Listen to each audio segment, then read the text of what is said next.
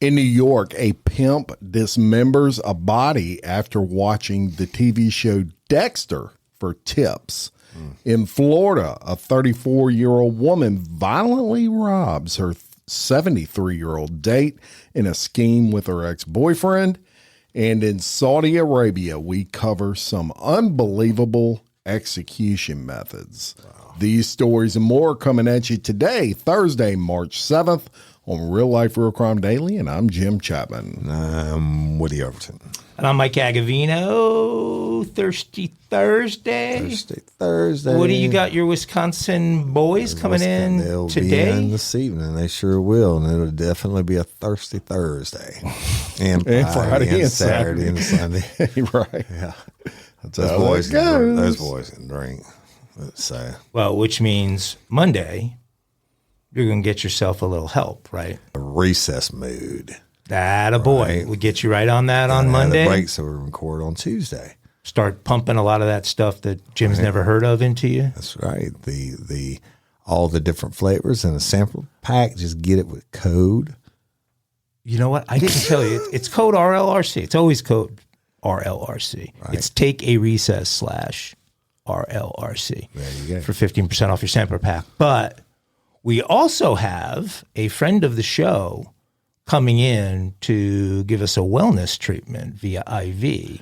We don't have the date locked down yet, but it's going to be somewhere in the next couple of weeks. So we have that to look forward to. Interesting. So between your drinking recess mood and the IV treatment, we should get you back in decent shape following the visit from Wisconsin. I've been in training for a year. I'm pretty good to go. Yeah. What's the over-under on boars killed over this time period? Ooh, that's a good one. It really depends on the different traps and stuff and how much they're moving at night. I'm going to say over-under's 50.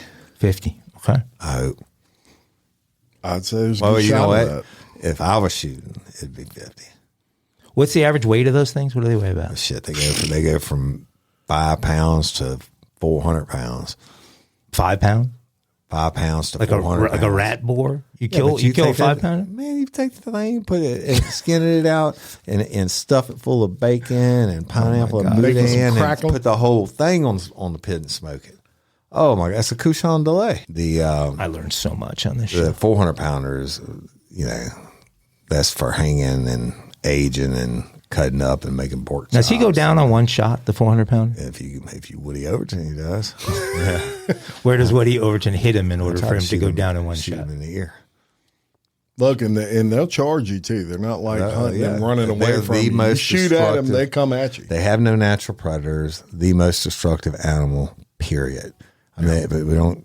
I mean, of course, we kill them to eat them, but we kill them mostly because of the farmers in the fields and stuff. You spend thousands and thousands, or $100,000 doing your fields, and they tear them up in one night, and then your cows got nothing to eat, so your cows are starving.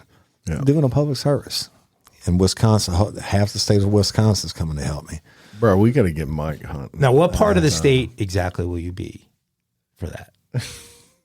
I'm not going to tell you exactly. Or no, Oh, you won't? I'll be close to the Mississippi line Close to the Mississippi line, okay. on several different pieces of property. So shout out to you boars hanging out on the Louisiana Mississippi line. Enjoy your You might want last to get breaths. your ass out of there. Yeah.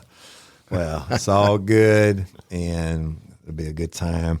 Hey, we love and appreciate each and every one of y'all, and let's get down to some true crime time for Thirsty Thursday. All right, and we're going to take you to New York, Brooklyn specifically. And an accused killer pimp studied up on how to dismember one of his sex workers by watching the serial killer drama Dexter in a true crime series known as The First 48. This is according to testimony at his federal murder trial. Mm-hmm. The case against Corey Martin, who is 36, and on trial for the strangling and chopping up of 26-year-old Brandy Odom in April of 2018, has been unfolding in a Brooklyn federal court, including testimony on Tuesday from a junk removal business owner who cleared out plastic bags and a mattress from the crime scene. But Martin got his best ideas on how to cover his tracks from watching television, according to prosecutors. He didn't want the house after he committed to the crime to be an active crime scene. So he focused a lot on getting rid of some of the concealed evidence. His accomplice turned government cooperator testified in that blockbuster testimony. Anderson, who was 35, who lived with Martin and Odom in Queens, was arrested alongside the accused pimp in 2020, 2 years after a dog walker found Odom's dismembered torso in Chancery Park in Brooklyn. Did I say that right, Mike? Chancery Park? Is it Chancery Park? I don't know. I don't know Brooklyn that well. Oh, okay. I think it's Chancery. You don't have an H. Police found her limbs in garbage bags nearby. As she took the witness stand, she testified he made her watch 2 TV shows with him. He would discuss crime scenes and what not to do and what things to do to avoid being caught by police. The crime bore resemblance to a fictional killer, Dexter Morgan, who was on Showtime's Dexter, and would methodically cut up bodies and dump the severed remains. Martin meant for someone to find the body, prosecutors said, because he wouldn't be able to collect the insurance payout otherwise. Martin's defense attorneys lay the entire plot on Anderson, stating that she was behind the life insurance scheme and spinning a tale to stay out of prison. How about that? A sex worker with a life insurance policy. Go. I mean, not hating, but right. You know, it's probably not common. Yeah. He was my high school sweetheart, she said, but he abused her throughout their relationship. Before moving in with Martin in his Rosedale, Queens home, she had 2 sons with other men, and that constantly enraged him, she said. Anderson started getting into sex work around 2014, and she met Odom, who was also doing sex work, when the victim moved into her sister's apartment. Anderson was living downstairs, and the two became friends with each other, and in 2016, they started using Martin's Queens home for their trade and started living with them. He became their pimp and controlled their lives, forcing them to remain naked whenever they were in the house and prohibiting them from showering to satisfy a fetish. Oh, so there's what's that one called? Fetish for you. I have to look it up. No showering. Stinkophilia. Yeah. He also beat and repeatedly raped Anderson, she told the jury. There were holes in the walls and throughout the house from me dodging the hits. Martin talked about killing Anderson's son and the boy's father and about murdering one of his friends. He made her take out life insurance policies against her son and youngest child's dad, but eventually settled on Odom and had Anderson pretend to be her sister to take out 2 policies in her name. Wow. At first, Martin tried to get a friend to shoot Odom in a staged robbery, but that friend testified that he wouldn't do it. Finally, in April of 2018, after Martin sent Anderson and their newborn daughter to stay with her mother, he killed Odom. He sent her a coded text message about a pair of black UGG shoes, Uggs as the kids call them, to let her know it was done. My heart dropped and I said, oh shit, he really did it. Anderson reunited with Martin, and after takeout dinner from Red Lobster, he went to work disposing of the body. He showed her Odom's naked corpse in the bedroom, she said, and the window was open to mask the time of death. He said this is the first time he's ever felt somebody's life leave their body, she recounted, and he told me that he choked her until she was breathing no more. Martin made Anderson tape heavy-duty garbage bags to every surface in the bathroom. It took 2 days for Martin to cut up her body, and he had to go to Home Depot to get a motorized saw. The sound woke her up as she slept. One morning, she stormed into the bathroom and saw Odom with her arms cut off, stored in a garbage bag on the floor. I never chopped up a body before, Martin said, but this is like a meaty area, and it's given me some trouble. Mm-hmm. When the cutting was done, she drove Martin to Chancery Park twice in 2 nights and helped him ditch the remains. It's crazy. Yeah, I had a lot of things that I could have interjected, but that's not a funny story. It's really not. It's pretty twisted. But I was trying to think. I met this doctor in Vegas at Podcast Movement, and she started her own podcast. She was famous for interviewing all these serial killers, and we were at dinner, and she asked me, had I ever watched Dexter?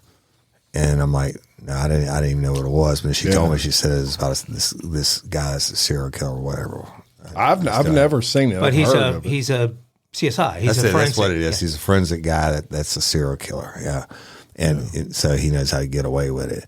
Yeah. But that's crazy. It's a brilliant show, actually, and they just brought it back. He did a new season, maybe 2 new seasons, with a slightly different title. But that guy obviously didn't watch Dexter and study his moves all that diligently, because Dumbass. Dexter would never have left that big a mess. Hate it. Spark something uncommon this holiday with just the right gift from Uncommon Goods.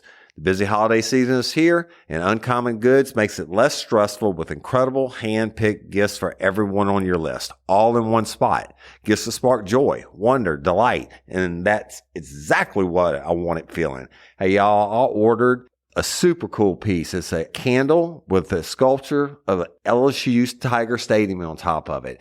And each officially licensed laser cut wooden replica features up to 4 layers of detail, creating a bird's eye view of a specific football field, seating section, and more. And every label includes your stadium's name, the team's logo, and school location. And it has a coconut, soy, vegan wax infused with sandalwood smell that creates tailgates and touchdowns scent profile, reminiscent of game day. It's invigorating like fresh cut grass and nostalgic like smoke from a pre-game grill, and calming like the crisp autumn air of a new semester on campus. Y'all, I love it. I have it at the base of my TV, and I'm ready to watch the Tigers play on Saturday night, right? Uncommon Goods. Look, when you shop at Uncommon Goods, you're supporting artists and small independent businesses. And many of their handcrafted products are made in small batches. So shop now before they sell out this holiday season. Uncommon Goods looks for products that are high quality, unique, and often handmade or made in the U.S. They have the most meaningful, out of the ordinary gifts anywhere. They even have gifts you can personalize. From holiday hosts and hostess gift to the coolest finds for kids, to hits for everyone from the book lovers to diehard sports fans. Uncommon Goods has something for everyone, not the same old selections you can just find anywhere.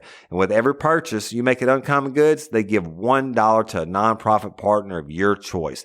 They've donated more than $3 million to date. So to get 15% off your next gift, go to uncommongoods.com/RLRC. That's uncommongoods.com/RLRC for 15% off. Don't miss out on this limited time offer.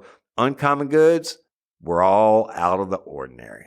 Hey ladies, are you feeling overwhelmed by hormonal changes? Well, you're definitely not alone. There are more than 1,000 hormone disruptors living in our environment right now. It's in your food, your water, the air you breathe, the clothes you wear, your skincare products. They all mess with your hormones. Then there's the natural hormone changes your body goes through, premenopause, menopause. And while it's a natural process, it doesn't mean you have to suffer through it. The good news is you don't have to suffer through it anymore, because now you have Hormone Harmony, a formula made only with herbal ingredients that are shown to reduce hormonal symptoms in women of all ages. Hormone Harmony is not just a hormone support and supplement. It's become a phenomenon. Women can't stop talking about it on social media. A bottle of Hormone Harmony is sold every 24 seconds. And the biggest benefit? Well, my wife says it makes her feel like her own self again. And that's what women mention over and over in the reviews. And there are over 30,000 reviews for Hormone Harmony. And for a limited time, you can get 15% off your entire first order at happymammoth.com. Just use code RLRC at checkout. That's happymammoth.com and use code RLRC for 15% off today. That's happymammoth.com and use code RLRC. We're going to go to Saudi Arabia. I don't think we've ever done a story about Saudi Arabia. Another place I won't be going back to. But brutal executions are on the rise in Saudi Arabia, especially during the reign of the Crown Prince, Mohammed bin Salman, otherwise known as MBS. He's kind of like, he's known as MBS out there, and he's seen this guy. He's around. He goes to clubs. He's out there invisible. Human rights activists are calling the score of beheadings and crucifixions, a relentless killing spree, and saying something has to be done. The Saudi authorities have killed hundreds in capital punishment since the Crown Prince tenure started back in 2015. Despite MBS promising he would limit the use of capital punishments, the number has nearly doubled since he took the throne, according to stats from several NGOs. From 2010 to 2014, there were an average of 70 executions a year, but from 2015 to 22, there was an average of 129 executions a year, a rise of 82%. Last year, the kingdom carried out at least 172 executions, despite these renewed promises from MBS to limit the scope of capital punishment. Saudi Arabia beheaded 81 people in a single day in March of 2022. 81 people in a single day. As part of the 193 executions that Amnesty International says were carried out in the country. The majority of state executions in Saudi are still carried out by sword decapitation. Sometimes followed by the crucifixion of the body as the heads are displayed on a stick. But there have also been reports of prisoners sentenced to death by stoning. Did you say followed by? Followed by. So they crucify them after their head's been cut off. Yes. Wow. They put the head on a stick that after do? they decapitate. Double effort. Yeah. Well, so that the public can see them, they then hang them, and so the public can see just the heads dangling. Wow. Beheadings are only carried out by Saudi Arabia and the Taliban, and can be used for a variety of crimes, including murder, apostasy, which is abandoning Islam, homosexuality, witchcraft or sorcery, and waging war on God. The sentence is traditionally carried out in a public square on Fridays, after prayers to attract an audience and serve as deterrents. Saudi state executioner. Isn't that a title to aspire to? There's a Saudi state executioner. His name is Mohammed Saeed El-Bashi. Previously, he detailed exactly how these brutal killings take place, most of the time with one of his swords, sometimes with a gun. Those who face being beheaded aren't anesthetized at all, but Al-Bashi claimed if he does his job right, those in front of him don't suffer for long. He didn't clarify what for long means. If I let myself feel mercy or compassion for the person I am executing, he will not die at the first stroke. He will suffer.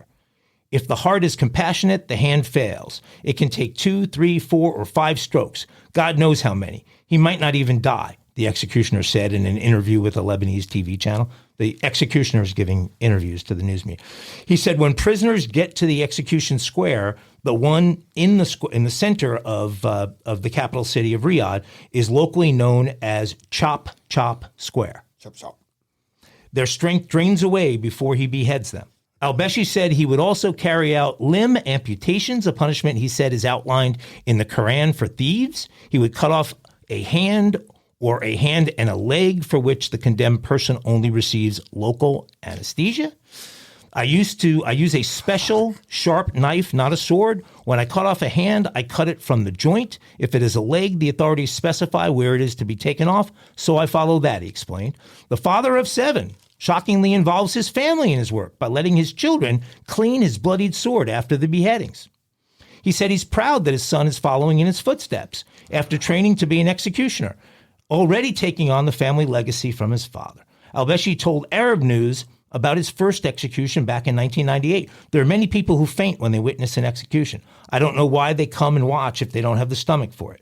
He admits that he fainted himself when he witnessed his first execution as a little boy. The first thing that came to mind when people talked about executions was the digestive system. I wanted to see it. So I came along, and the moment my father executed the man, I ran to see the digestive system. But all I could see was the man's head flying, and where the neck used to be, there was kind of a well. It went down, he said, and added that it was the last thing he remembered before fainting. Then I got used to it. Saudi authorities deemed the executions necessary to maintain public order and comparable with their interpretation of Sharia law, the Islamic legal code based on the teachings of the Quran. Another brutal execution method in Saudi Arabia is stoning a person to death, which is documented in the Torah and remains in use in Saudi Arabia. Stoning is commonly reserved for women who commit adultery.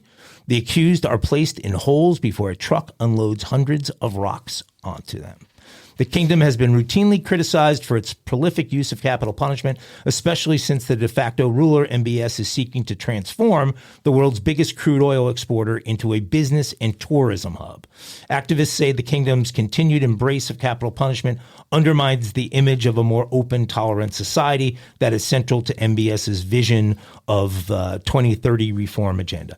I'd say the Mexican and Caribbean murder rates are going to have to go way up before people start checking out Saudi Arabia as a vacation destination, but that's just me. What the F? Interesting. What do you think the murder rate is in Saudi Arabia? I'm sure it's pretty damn low. 10 per million people. Wow. Yeah, but some forms of deterrence are simply not. I mean, come on. No, I'm not saying it's right. I'm just saying Beheading people in a public square, Yeah, I putting mean, their and heads on a that's how they used to stick. do it. killing them here. for homosexuality. I mean, come Yeah, on. well, that and I mean, Horrible. it's It's hard to believe it's part of the same planet. it's Where good to stuff be goes on. king in your world, right? That dude's what was it that journalist or something went into their embassy and never came out, and then they Yeah, found it his was body chopped up or yeah. something. Yeah, And it was I think and it was they a Saudi established it. journalist. And guess what? We did nothing, or whatever. I don't know. Look, it's a different strokes, world. different folks, different worlds. Over there. I mean, interesting about the stoning part. I thought that they literally let people stone them, but you see them. Yeah, so did I. I thought they threw them. They dump a on 'em. truck. I guess it's more efficient. I don't know, bro. That's so bizarre. But in this guy, so he took over from his father, Yeah. and now he's passed it down to his son. So you're you're talking about the the executioner. you're the executioner of Saudi Arabia, and you go around doing media interviews talking about your. I mean, that's just It's kinda like a rock star. amazing No that pun that could happen on planet pun Earth. intended. That's crazy. Fuck. Well, we're going to go from Saudi Arabia to Florida. And a Florida woman and her ex-boyfriend have robbed a senior citizen under the guise of a romantic date. Yep. If you're a senior citizen, look out for them 30-year-olds. Right? I read this one. The Volusia County Sheriff's Office says Chelsea Wright, who is 34, and Andrew Marks, who is 33, were involved in a violent robbery scheme of a 73-year-old man whose injuries required treatment at an area hospital. Police said that the elderly couple arrived at the local hospital around 5 a.m. on Thursday, February 29th, and shared a sordid incident regarding his interaction with Wright and Marks. The 73-year-old told hospital staff that he was meeting Wright at a Daytona Beach bar for a romantic date and to discuss the couple's relationship. Wright suggested that the victim come back to her house, and he agreed. He's like, yeah, we're going back to your house. 73-year-old followed Wright to her Plantation Pines home in Ormond Beach, Florida. And along the way, police said she picked up Marks before dropping him off near her home. When the man got out of the car at Wright's home, Marks suddenly reappeared and hit the man in the head with a metal object. Police said he kept hitting him until he fell on the ground. Marks then stole the man's wallet and fled the scene alongside of Wright. At the hospital, the victim was treated for numerous injuries to his head, torso, and arms, and significant lacerations to his head that required staples. He also had his eyes swollen shut, so they were trying to kill him. After the victim's date turned sour, police conducted surveillance on Wright before pulling her over for a traffic infraction and finding some narcotics in her car. During interview with detectives, she lied and said the attacker was an elderly woman with Alzheimer's who she picked up on the side of the road. I mean, Strong story. that is, yeah, that's like a big lie. I mean, that didn't even sound right. Detectives later discovered text messages between Marks and Wright where they had planned the robbery together and had previously dated. Marks was located and arrested early Friday on charges of robbery with a weapon and aggravated battery on a victim over the age of 65. And Wright was arrested as principal on the same charges. So Basically, principal. Did she attempted first murder. get to the older guy through social media? How did she initially start it with the older guy? It must have been that. I think they met on Tinder. Yeah. It must have been some some app. Right. Yeah. So, Don't be- I wonder if he flashed a big wad of cash to impress her at the restaurant. And He might then have. she texted old boy, said, "This dude's carrying a couple G." Yeah. No, I mean, I'll pick you up older guys. I mean, I'm in your demo now. There is no free sex in the champagne room. I mean, if a 35-year-old is coming on to you on some social media site, I don't know. How old is she? 33. It ain't real, guys. She pretty good on OnlyFans. Yeah. Why can't we get OnlyFans to sponsor us? We talk about them a lot, I know. They're getting some free shout outs right? on the regular, as they say. Hey, at least that dude's still breathing. That's true. I bet he won't go out with a 35-year-old again. Very true, Woody Everton. Let's go to Brooklyn. Jim was in Brooklyn a little while ago. Yeah. I'm going to take us back to Brooklyn. And this is just unbelievable to me. A 13-year-old Brooklyn boy was shot on his way home from a Brooklyn Nets game. He was targeted for his affiliation with a street crew, according to the police. 13-year-old boy. Right. Troy Gill was a member of the Trench Crew and was gunned down by members of a rival gang at Brooklyn Avenue and St. Mark's Avenue in Crown Heights around 10 p.m. on Thursday. He was definitely targeted, a police source said, adding that cops have video of rival gang members from the scene.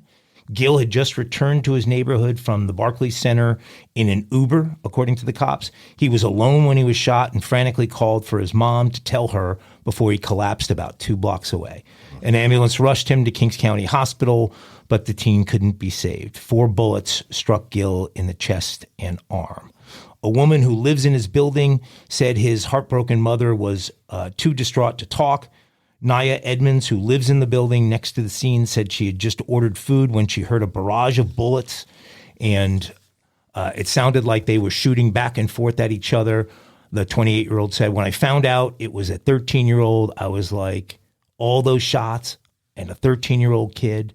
It's not a grown man. It's not a group of people. It's just a kid. Nadia Lopez, who does advocacy work for women previously incarcerated, has lived in the building where he was shot for her entire life, now with her 22-year-old daughter and parents. Lopez, who's 47, returned home around 11:20 p.m. Thursday to find cops canvassing for shell casings outside. In this particular area, there have been a number of incidents related to gang activity that have resulted in shootouts and someone passing away, she said. She said that she and her mom were robbed in the same spot when she was a kid. This is not the safest neighborhood, she said. It's so sad. A 13-year-old. How early are they starting with these kids? Are these kids even going to school? Is there any adult in their lives? She asked. 13-year-old is already part of a gang, already to the point that he's targeted. It's common. By another gang. Well, the gangs get them, they might not have a lot to eat at home or whatever it may be, and they take them in and feed them and give them spending money and stuff like that, and they get them in. And the younger they get them in, when they have the 13-year-old commit crimes and they don't get tried as an adult. But it's sad, he's killed by another gang for wearing colors or throwing signs or whatever. Yeah. And 13, you're in what, like 8th grade, 7th or 8th grade? My son is 13 now. I think it's 8th grade. Yeah. Go get him. Go to school. Well, that's the other thing. I mean, who has a law enforcement to enforce truancy now? Yeah, that's sad, y'all. And like I told you before, last week I got to be the keynote speaker for LOPA, the Louisiana Procurement Agency, and the Louisiana Coroners Forensic Association with all the doctors and stuff. And I got to run into Roy and Kristen and hang out with them, and they had an excellent booth. Louisiana Funeral Services and Louisiana Pet Crematory. But we got to hang out and talk, and got to tell me a lot of things I didn't even know about the great business they built under that in Broussard. Boom. Under that. Big American flag. They built up in Broussard, y'all. That's right. In Broussard, underneath that big American flag. Yep, that's it, Jim. So, Woody, when you're with both of the Christians, how do you go Kristen 1, Kristen 2, Kristen with an I, Kristen with an E? How do you? They made it abundantly clear. It's the names are spelled different with the E or whatever. I go with black-headed Kristen and brown-headed Kristen. Black-headed Kristen, brown-headed Kristen. Okay, I'll remember that. They both. I'll have to look. Personalities, both super sweet, super cool. Yeah. Did they know that you were taking 400 pictures to post on Facebook while they were together? They took them on their phones also. They did, and I got their personal contacts and Roy's personal contacts. I did see one where somebody mentioned meeting their hero that day. Yeah, I threw up in my mouth, but I'm not sure. Somebody mentioned they met me. I wasn't there that day. Yeah, I don't think it was about you, Jim. But Okay. well, you know what, Mike? I mean, I'll always be a professional, but these guys are, and I love it when the regional company sponsors a show, but I love it so much more when we learn that these companies have a great product and are run by great people. These guys are super, y'all. I say it all the time. We're going to go at some point, and it's reassuring to know that when that happens, or when it happens to a family pet, we've got people we can turn to that we can trust. well, I'm psyched about this trip we're taking up there in a couple of weeks, and it really should be fun. And I'm looking forward to Jim losing his lunch before I do. And I don't know how much we're going to bet on that, but we're gonna bet a lot on that, and we're going to work on the Kristen with the black head of hair versus brown head of hair. There has to be an easier way. Well, whether it's a family pet or a family member, and whether it's a direct cremation or a traditional 2-day funeral service with a graveside burial, you know what to do. Call 1-800-FUNERAL. That's 1-800-FUNERAL, or go to lafuneralservices.com or lapetcrematory.com. That's lafuneralservices.com or lapetcrematory.com. Or just go drop in on them up there in Broussard under that big American flag. Rest easy. All right, and we are going to go to Georgia. The devil went down to Georgia, and we're going down there too. That's right. We're going to tell you about a 57-year-old road rage driver. A 57-year-old road rage driver is behind bars after beating a teen, leaving him unconscious, and threatening to sexually assault his 15-year-old sister. On Wednesday, February 28th, a Gwinnett County, Georgia officer responded in reference to a possible assault. An 18-year-old victim told the officer he was driving with his 15-year-old sister in the passenger seat of the car when he and another motorist by the name of Dwayne Sutternath exchanged hand gestures, as he called it, flipping a bird. You know, the international sign language there. Sutternath reportedly began driving behind the victim in his blue pickup truck and then tried to run him off the road. The victim said he drove onto a private driveway when Sutternath parked behind him, exited his truck, and began to punch him repeatedly in the face through the window. Sutternath also threatened to sexually assault the victim's, quote, girlfriend, who is actually the victim's sister. Sutternath continued to beat him as he got out of the car. He eventually lost consciousness and called law enforcement when he woke up. With the help of a flock safety camera system, police identified Sutternath as the owner of the blue pickup truck. Officers went to his home on Sunday, March 3rd, and arrested him on charges of aggravated battery, 2 counts of aggravated assault, terroristic threats, first-degree cruelty to children, third-degree cruelty to children, entering an auto, and aggressive driving. So they threw the freaking book at this dude, as they should. Yep. And police say he is being held without bond. My question would be, anybody here ever flip out when someone flips them off while they're driving? I don't give a shit about that. Hey, I laugh. One time I was riding down the interstate and they had this, and I was in my cop car, uniform patrol, and they had this lady in one of those 1977 Lincolns that's so long you could land an airplane on top of them. Yeah. You know, like an aircraft carrier. And she's doing like 95 miles an hour in the slow lane. I mean, she passed me up and then got it back in the slow lane, but kept going like 95 miles an hour. I know because I was going like 80. So I get up behind her and turn on my lights. She ain't stopping. And she just kept rolling. I get up beside her. I'm like, hey. And she went, she flipped me the bird. No way. I said, bitch, now you know you going to jail. You know what it was? I finally got her stopped. And had cops up ahead to help me stop her or whatever. I should tell this story on Live Crime. You get her out. Her excuse was, she said, I'm going to the casino. I mean, she was older. She was older there. I'm hurrying up to get to the casino. I'm like, well, your ass ain't going to the casino tonight. That's bad. That's bad. Well, the road rage never really got me. People do it though. You wouldn't believe the calls we used to get because I-12 running through the thing. Oh, it's a 911 call, road rage. I'm in like 20 miles from the interstate. Can you respond? I'm like, yeah, I'll be on the lookout for them.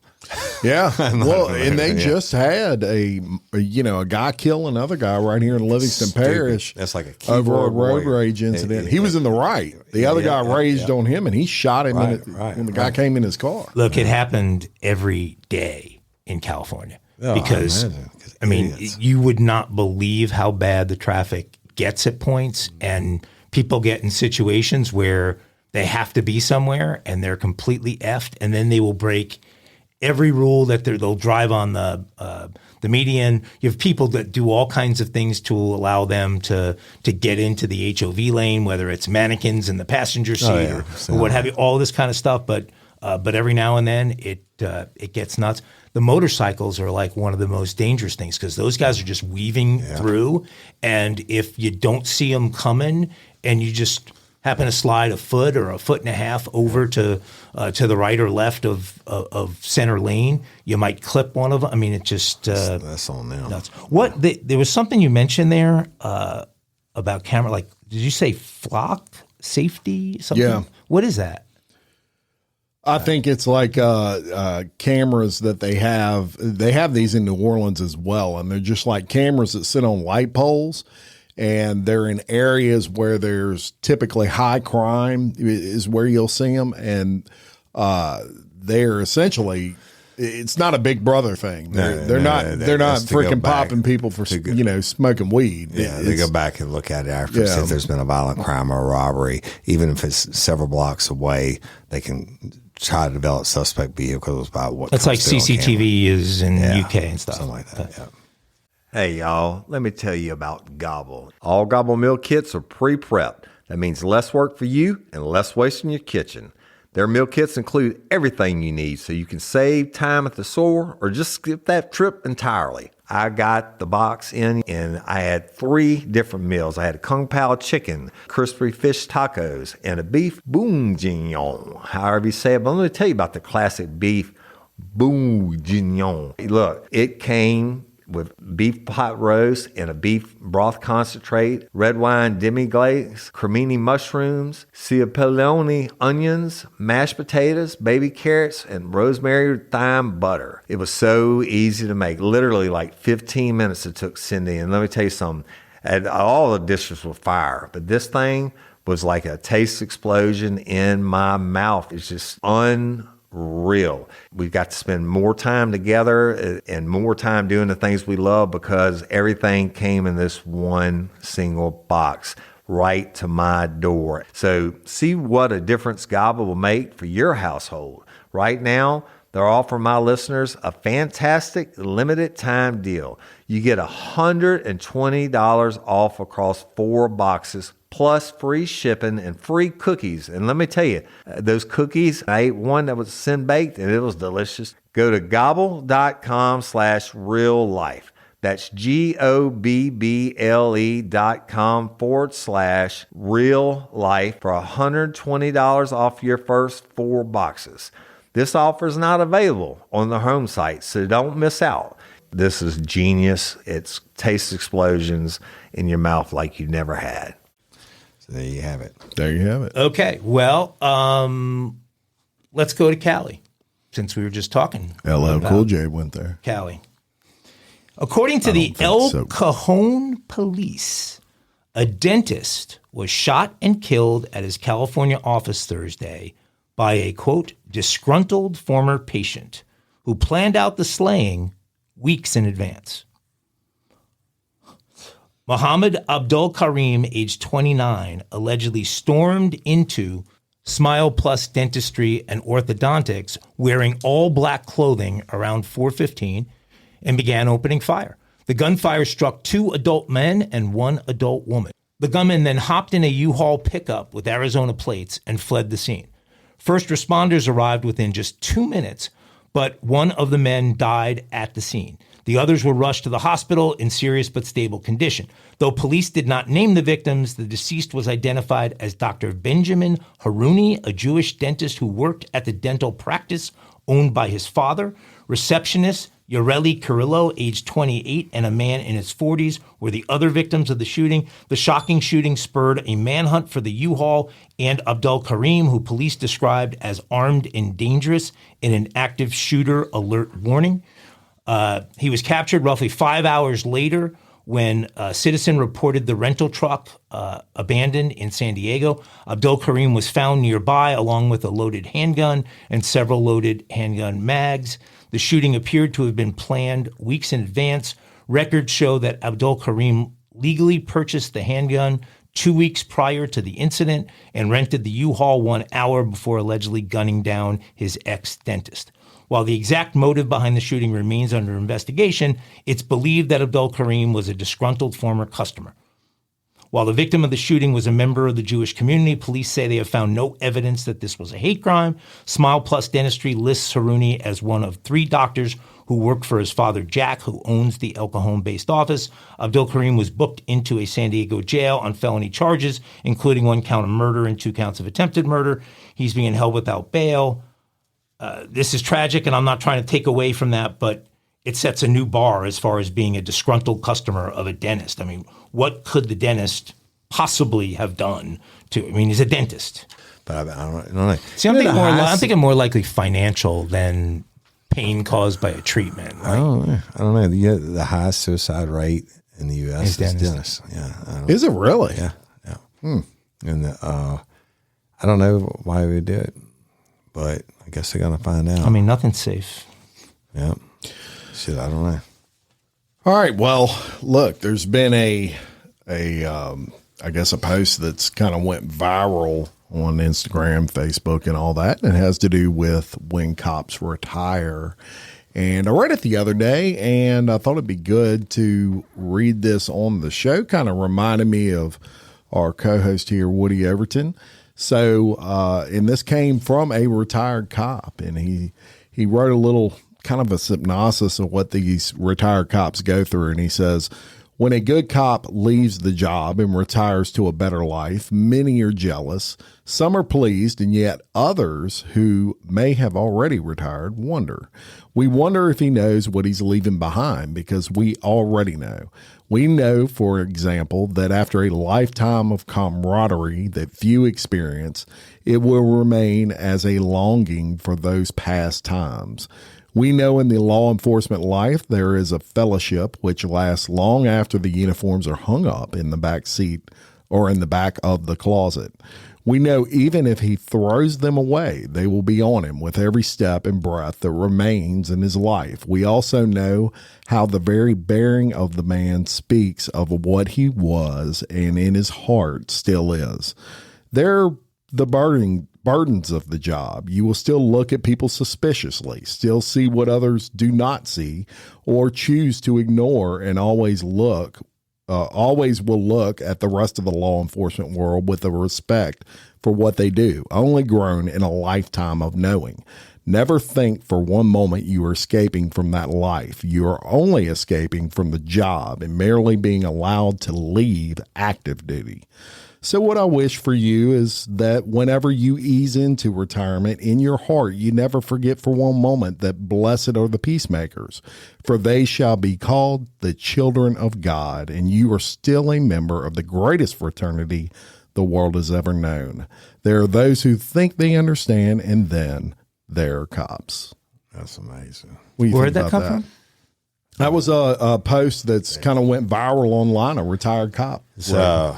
Every word of it's the truth. I mean, everything from, I'll look at certain cars and think, oh, they got dope in them, or, it said, well, back it all walls in restaurants, or seeing these young bucks coming up and really wishing them well and telling them to stay safe, to whatever. You'll never. It's like being in a foxhole in a war, being in a battle. Yeah, it's the same. You'll never get it. You put your lives in each other's hands every day. It's just, and you always bleed blue. And the camaraderie and fellowship, and absolutely, you can't make that anywhere other than unless you're working daily with someone like in the military, with someone who you're putting your life in their hands, and that's pretty awesome. You know that most cops, retired cops, die within like a year. Yeah, whether it's health reasons or suicide or whatever.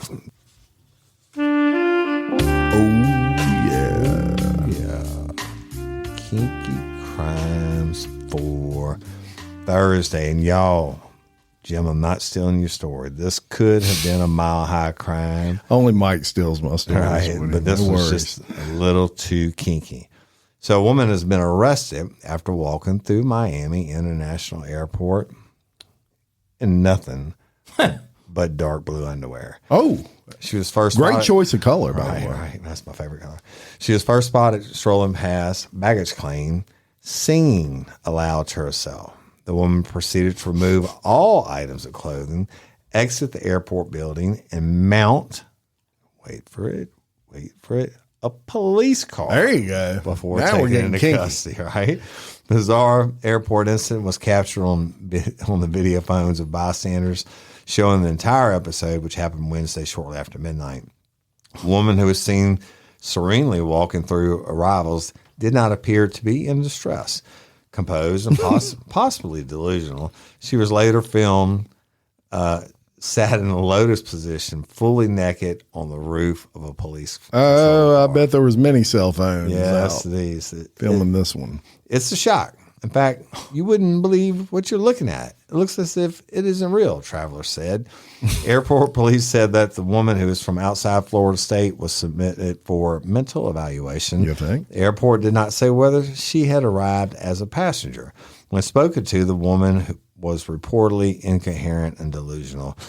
Until police intervened, no one had tried to offer help to the disoriented person. At this stage, no damage or injuries reported, and police do not expect charges because she's what we call 103M in the business, just a little bit outside her mental box. I mean, you know, you could do anything, but that's the first time I've ever heard of one mounting, climbing up on top of a cop car and sitting in a lotus position, butt naked. Yeah. Well, she did keep her underwear on, right? Or did she? She didn't get rid of the underwear. She eventually got rid of the underwear. Oh, she did get rid of the underwear. I had a printed picture of it, but I don't know what happened to it. She eventually got rid of everything. Mike's going to want to see photo proof of this incident. Look, he's grabbing the paper, y'all. Yeah, she walks outside. It's a blurry picture. Goes on the top of the police car. What she got in her? What is the lotus position? The lotus. I think it's like your cross legs are like crossed. this. Yeah. Okay. We call it like yoga the things. Iranian fighting position. Interesting. Well, that's That's kinky. crimes for Thursday. Poor girl. navy blue underwear. I like it. Yeah, interesting. Give me some banjos, Jim.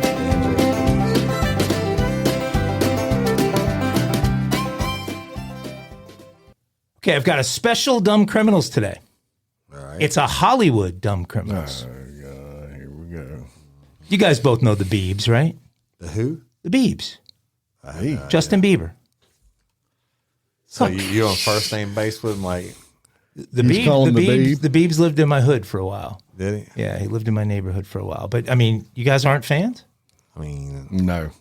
Can either I'll of say you that can flat either out. of you name a Justin Bieber song? I absolutely cannot. You cannot? Not even one. Evidently, you can't either.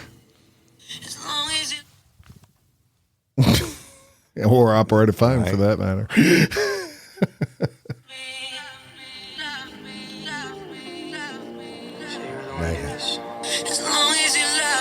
I got nothing. You don't know that song? I don't listen to the radio. Anything about it. Jesus. Okay, shut up, Biebs. No more than I care about Shut up, Biebs. Beaver. Biebs. Yeah. All right. So All right, you guys know the Baldwin brothers, though, right? The Baldwin brothers Of, Yeah. of You go Rust back to fame? the Rust So fame. there's Alec, Daniel, Billy, and They beat the Steve. shit out of the Biebs. So, well, Alec is Hunt for Red October, Working Girl, and maybe eventually Rust, your favorite movie. Steven was The Usual Suspects. 18 seconds. I Am, Kaiser Sose. What? And Billy Baldwin, Internal Affairs, Flatliners. So these guys have been in a bunch of movies. Haley Baldwin was a top model on her own. She's the daughter of Stephen Baldwin, How you spell Haley? Hailey. She's the daughter of Stephen. She hooked up with the Biebs, and the rest, as they say, is history. Haley Baldwin is now Haley Bieber. Today, we have a special Dumb Criminals involving a member of the Bieber-Baldwin Hollywood clan. Her name is Alea Baldwin Aronow, and she's the sister of Haley Bieber and the daughter of Stephen Baldwin, and the recipient of our first Dumb Hollywood Criminal Award. So without further ado, here's That how sounds like a really long line. here's how Alea achieved this award. It was. Alea Baldwin Aronow was charged with simple assault and battery after a bar fight in Savannah, Georgia. A spokesperson for the Savannah Police Department says that Aronow, a model and influencer who is also the sister-in-law of Justin Bieber, the Biebs, was taken into custody at a residence in the city following a physical altercation at a bar called Club Elan on February 24th. According to the police report, security footage showed Aronow forcing her way into an employee bathroom. Two bouncers and a bartender say they told her she wasn't allowed in and needed to use the public restroom. That's when Aronow became combative. One bouncer told police that Aronow yanked his hair. The other, who said he put the model in a bear hug, claimed she kicked him in the genitals. A bartender at Club Elan, a woman, claimed that Aronow told her that she needed to use the bathroom to throw up and to change her tampon. The bartender granted Aronow a few minutes, but when the bartender returned, Aronow allegedly threw a tampon at her. Aronow was then physically removed from the bar.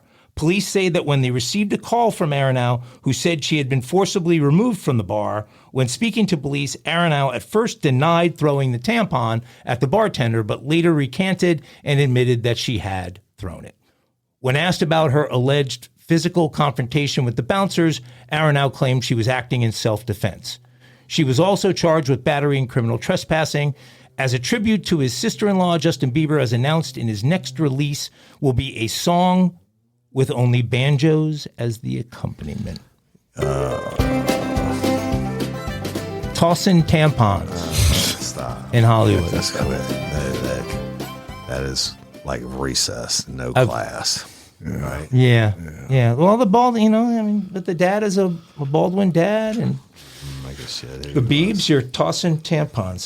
That sort of reminds me of the Chris Christie's niece on the plane at. Yeah, I threw up in my mouth. Now, instead of going through the family tree, though, why didn't you just say Stephen Baldwin's daughter? Because it's a one chance I get to talk about Hollywood. I have to find a crime and a connection to Hollywood. How else could I play a Biebs clip? Come on. And then you don't mention his best role, which was as Lane Frost on 18 Seconds. Oh, that was a good one. Obscure, don't know it. Oh, my God. You've never Boy, seen 18 Seconds, the story of Lane Frost? Killed. Yeah, don't know it. He's the reason they wear. He didn't play Lane Frost. He actually played Tough Hedeman. Yeah, his friend, yeah. Luke Perry played Lane Frost. I gave him Usual Suspects. It's pretty much That's a classic. good movie. Yeah, that's a good movie. All right. All right. Kaiser. Shout out to Tough Hedeman. I am Kaiser Sose. Yeah, well, that's a disturbing story. Yeah. On that note, Tampon tossing. any final thoughts? I don't like to hear that word. No, there's love and appreciate each and every one of y'all. Thank you. Please, if you want to see that naked lady in the airport, go to Real Life Real Crime Daily. Yeah. And follow it. So thank you all. If you want to listen to the Biebs, you can go to Apple Music or Thank you Vivo for or all. anywhere else they're playing his songs. Yeah, thank you all for listening as Mike snuck in his usual bullshit, and we appreciate you. All right. I'm not even going to. Mike's already done his final thoughts today on the Biebs. Usual bullshit. We already know. Offended. All right. Until next time, I'm Jim Chapman. And I'm Woody Everton. And I'm the guy with the usual bullshit. For real life, real crime daily. Peace. Congrats.